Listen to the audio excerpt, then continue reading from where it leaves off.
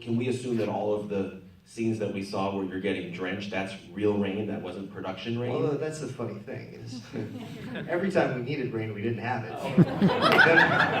Then every time we needed sun, we didn't have that. So everything's just a mishmash, you know. So what do you have to do? Do you have to change and say, oh, well, this scene No, is meant to be in the rain, but we'll do it in the sun, or this? It's actually just incredibly challenging. What you have to do is, you have to be shooting 4 scenes always at the same time, because the weather changes so fast that you know you have a scene going in partial sun, you know you have a scene in like a full downpour, you know you have a scene in full sun, and you have to just, you go back to other scenes, so you're like, oh, we've got still that part of that scene, it's sunny for the next 8 minutes, and we get in these boats and race up the river to some other, you know, just, that's what we did. Yeah, but it was really, I mean, it was the only film where we were supposed to be based somewhere for, you know, a multi-month period, and every single day we all had our luggage with us in a van that was traveling because we just never knew where we were going to end up. But frankly, we couldn't have asked for better spirits and a harder working both cast and crew. And you know, Matthew would work, you know, 15-hour days, and then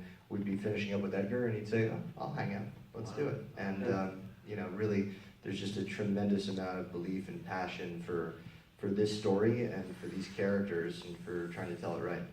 Edgar and Matthew actually stayed sometimes up, like they wouldn't leave the jungle set, you know, it was like 2.5 hours, and they actually just stayed there. And I have a picture on my phone of a spider.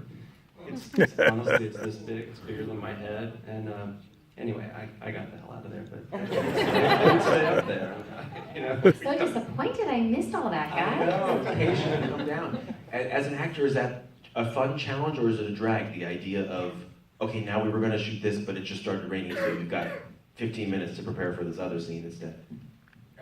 I mean, it's not ideal.